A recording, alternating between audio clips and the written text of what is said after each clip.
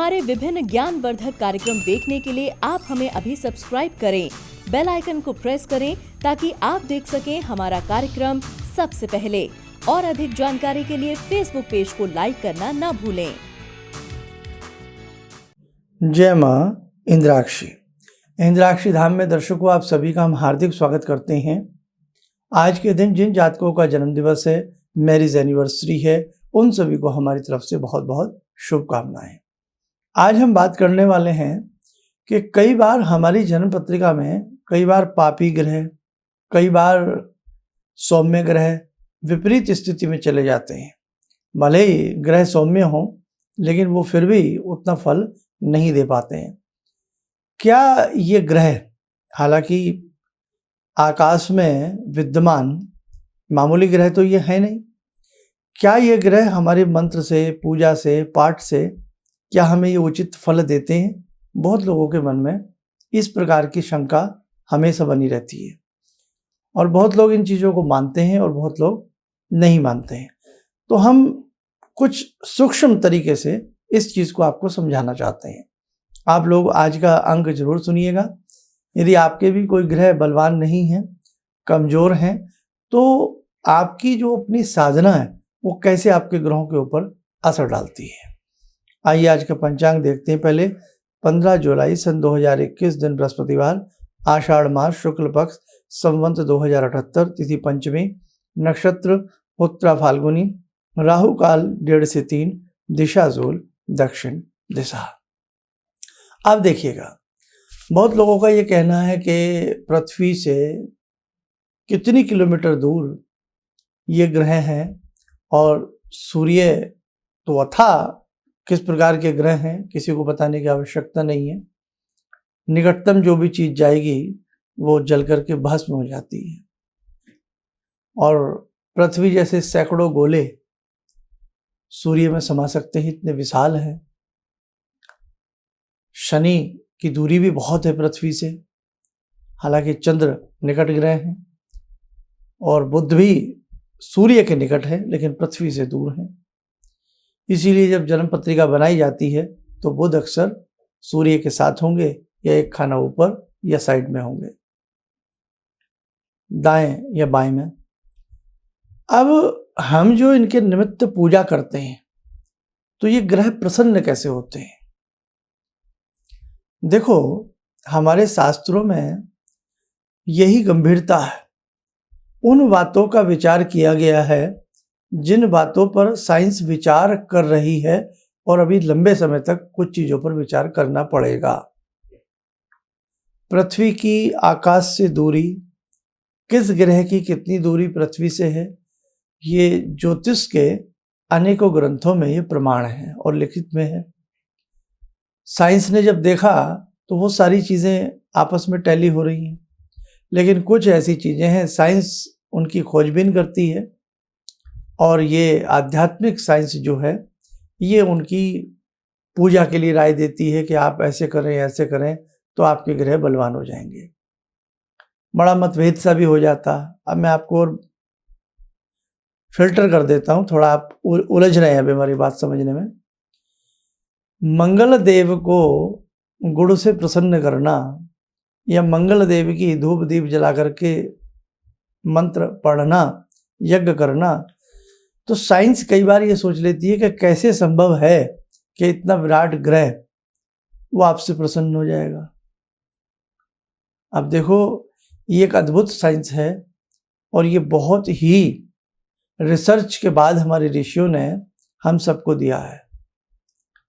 भले मंगल यहाँ से पृथ्वी से हजारों मील की दूरी है, लाखों मील की दूरी है, जो भी है, लेकिन जैसे हमारे शरीर के अंदर धातुएं विद्यमान हैं, वैसे ही इन ग्रहों का प्रभाव हमारे ऊपर आता है। षट चक्र हमारे अंदर हैं, सब जानते ही हैं। नक्षत्रों का, राशियों का, तीर्थों का, ग्रहों का हमारी हथेली के अंदर समावेश होता है ना।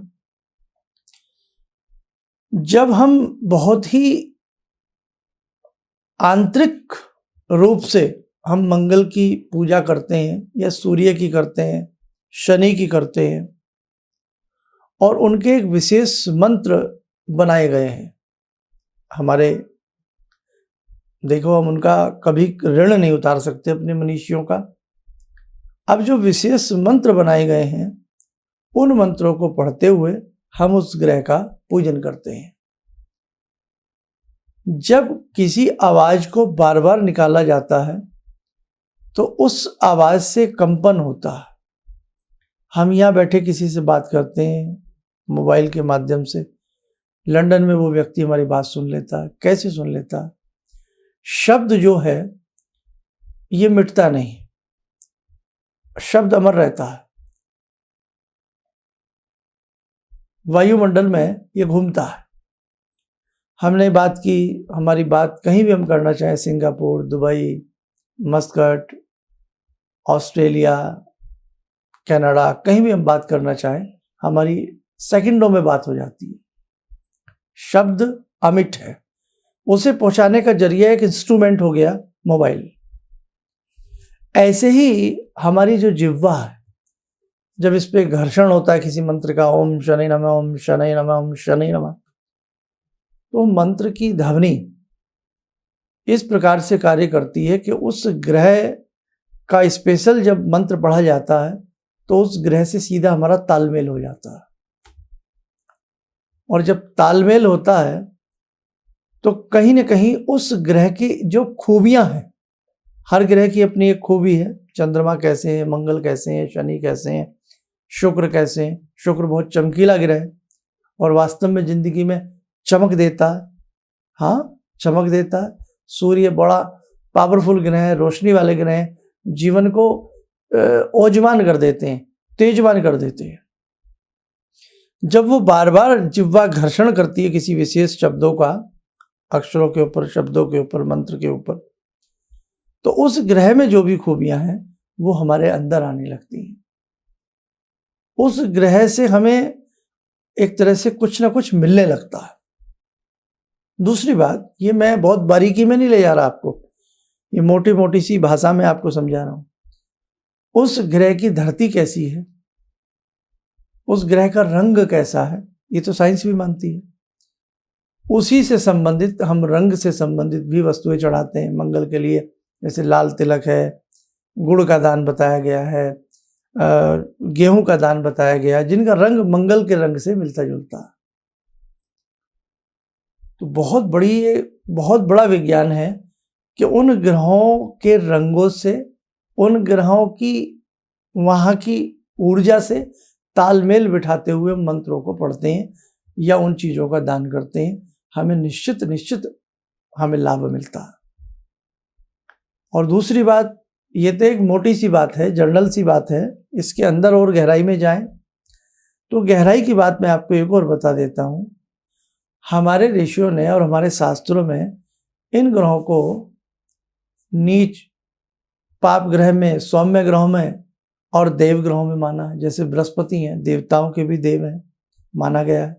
सूर्य हैं, उन्हें नवग्रहों का राजा माना है। तो हमारे यहाँ इनको एक मात्र पिंडात्मक रूप में इनको नहीं माना है कि केवल ये पहाड़ है या केवल ये धरा है। अब जैसे धरती है तो धरती को भी हम नमन करते हैं, वसुंधरा की पूजन करते हैं। हमारे शास्त्रों में कोई ऐसा पूजन नहीं है जिसमें हम धरती की, पृथ्वी का पूजन ना करते हो। पृथ्वी पूजन शुरू में ही हो जाता है, बल्कि जब हम अपना कोई भी कर्मकांड प्रारंभ करते हैं। तो ऐसे ही पूजनात्मक रूप में हमने, हमारे ऋषियों ने इन ग्रहों को माना है, धरती को माना है। और जब हम किसी चीज़ को पूजते हैं, किसी चीज़ को हम बहुत गहराई में चले जाते हैं, वो चीज़ अपने आप आपको फल देने लगती है और उसकी बातें बहुत सारी आपको समझ में आने लगती हैं। बहुत सारी बातें हैं, अभी तो मैंने आपको मात्र 2-4 ही एग्जाम्पल दिए हैं। बहुत गहराई में मैं धीरे धीरे आपको ले जाता, लेकिन कार्यक्रम बहुत बड़ा हो जाता। और एक चीज़ आपको और मैं बताऊं, हमारे ऋषियों ने जो भी कहा है बहुत नाप तोल करके कहा है। जिस दिन कोई जातक पैदा जब होता है तो उसमें आकाश में ग्रहों की क्या हलचल होती है, क्या साइंस नहीं कहती कि भाई आकाश, ये पृथ्वी के इतने निकट ये ग्रह आ जाएगा उस दिन, या पृथ्वी से इतना दूर चला जाएगा, या हमें खुली आंखों से दिखेगा। साइंस भी तो इन बातों को मानती है। तो ऐसे ही जब हम कोई भी जातक पैदा होता है तो आकाश में उन ग्रहों का क्या उस समय का वर्णन है वो जन्म पत्रिका में आ जाता है। और जन्म पत्रिका में जब उस ग्रहों का वर्णन आता है, उस वर्णन के आधार पर उस बच्चे का शुभाशुभ देखा जाता है। सूर्य लगन में है तो कैसा चेहरा होना चाहिए, बृहस्पति लगन में है। अब ये बहुत सारी बातें हैं, ऐसा नहीं है कि ये सब झूठी बातें। बृहस्पति जिस जातक का लगन में होगा, गौर वर्ण होगा, सुंदर होगा वो बच्चा। अगर बृहस्पति अच्छे हैं और लगन में है, निश्चित वो बच्चा गौर वर्ण का मिलेगा, सुंदर मिलेगा। अब अपवाद के लिए बृहस्पति के साथ वहाँ शनि आ जाए, बृहस्पति के साथ वहाँ राहु आ जाए, तो अपवाद आ गया ना।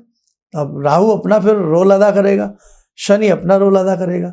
तो ग्रहों का पूरा असर हमारी जिंदगी के साथ रहता है। जिस जातक के लगन में ही राहु आ जाए, तो राहु कैसे पाप ग्रहों में माने जाते हैं। कहीं ना कहीं वो व्यक्ति चिड़चिड़ा रहेगा, और राहु यदि उसके शुभ रूप में नहीं है, उसका चेहरा समय समय पे झाइयों से, पिंपल्स से, छोटी छोटी गोरियों से, फुंसियों से भरा रहेगा।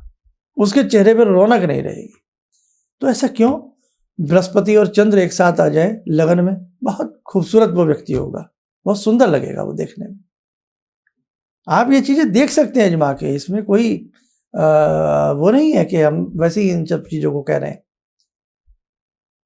तो बहुत गहरी रिसर्च है ये। मैं बहुत बड़ा सब्जेक्ट उठा बैठा मैंने आज गलती से। मैंने इतना छोटा आसान सब्जेक्ट नहीं है, जितना मतलब समझाना इतना आसान नहीं है किसी चीज़ को। वर्णन करना एक 10-20 मिनट के कार्यक्रम में, भाई इतने बड़े विपुल ग्रह हैं, उन ग्रहों का वर्णन इतनी छोटी सी उसमें नहीं हो सकता। हजारों लाखों ग्रंथ लिखे जा चुके हैं इन ग्रंथों के ऊपर, इन ग्रहों के ऊपर। तो देखो ना कैसी तालमेल इन ग्रहों की व्यक्ति के साथ है। पंचम भाव है, बुद्धि का स्थान है। पंचम भाव में मंगल भी हो और शनि भी हो, अड़ियल व्यक्ति होगा। ग्रह का ही तो प्रभाव है। मंगल अग्नि तत्व है, तो कहीं ना कहीं वो व्यक्ति एकदम आग बबूला हो जाएगा। लगन में मंगल हो, लगन में सूर्य हो, मंगल हो, या मंगल और राहु, चिड़चिड़ापन नहीं जाएगा उस व्यक्ति के अंदर, क्रोध भरा रहेगा। तो आज मैं आपसे यही कहना चाहता था कि ग्रह और हमारा आपस में पूरा तालमेल है। और जब हम किसी ग्रह की विशेष रूप से साधना करते हैं तो हमें उस ग्रह से शुभ फल की प्राप्ति होगी ही होगी। तो इसलिए मेरे साधकों, मेरे दर्शकों, आप जो मंगल की पूजा, शनि की पूजा, राहु की पूजा, जो भी आप अपने घर में बैठकर इन ग्रहों की पूजाएं कर रहे हैं ना, एक विश्वास के साथ करिए, आपको लाभ जरूर मिलेगा। हालांकि वैदिक शास्त्र में और ज्योतिष के पूरे पारंगत शास्त्र में कहीं ना कहीं राहु को ग्रह नहीं माना है। राहु और केतु मात्र एक छाया ग्रह है, लेकिन 7 ग्रहों का पूरा अस्तित्व हमारे ऋषियों ने स्वीकार किया है।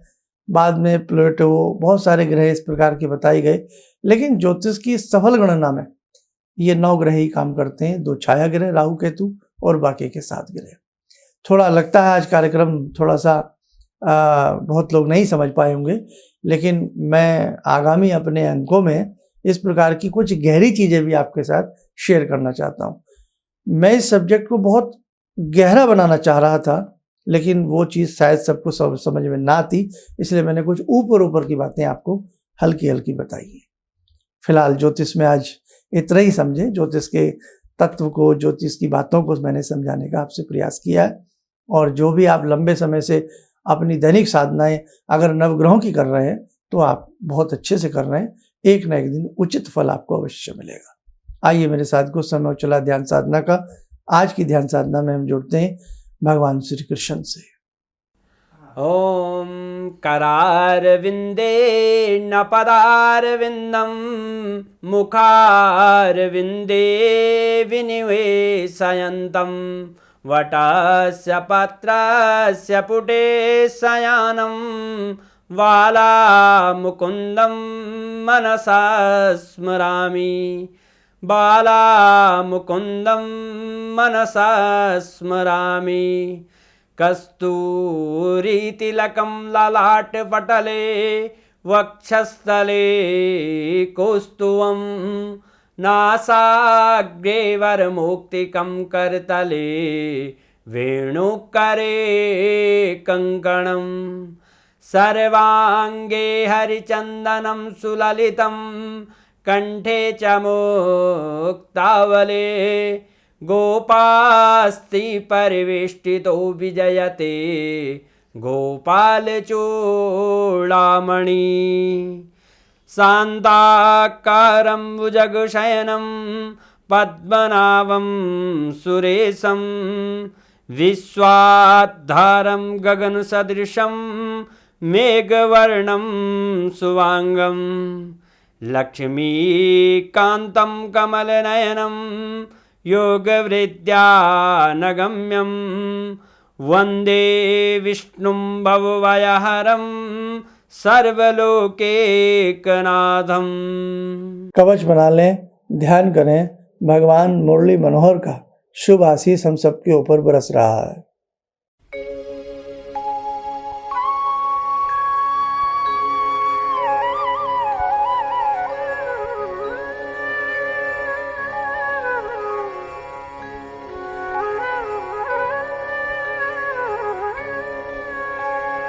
ओम बोलते हुए नेत्र खोलें, सामान्य हो जाएं। देखो मेरे साधकों, कुंडली देखना और कुंडली बनाना ये पूरा एक गणित है, और ये गणित जब धीरे धीरे व्यक्ति को लगाना आ जाता है तो जिंदगी में बहुत सारी चीज़ें व्यक्ति पहचानने लगता है। लेकिन मैं आपसे एक रिक्वेस्ट करता हूँ अपने लिए, हमारे संस्थान में जब भी आप अपनी जन्म पत्रिका बनवाते हैं तो नंबर 1 आपकी डेट ऑफ बर्थ सही होनी चाहिए, आपका समय एक्यूरेट होना चाहिए। और दूसरी बात, जब आप मुझसे बातें करते हैं, आप बहुत कीमती समय निकालते हैं और हम भी, तो आप खास तौर से जिसकी कुंडली आपने बनवाई है अपनी या बच्चे की, तो आप उनके बारे में जो विशेष जानना चाहते हैं, या आप चाहते हैं मेरा बच्चा मेडिकल में जाए और मुझे इसके लिए क्या उपाय करना चाहिए, या मैं ये बिजनेस करना चाहता हूँ, करूँ या ना करूँ। तो मतलब कई बार मैंने देखा है कि बहुत लोग हमसे बात करते हैं लेकिन वो कई बार बेचारे पूछ नहीं पाते कुछ, वो दिक्कत हो जाती है।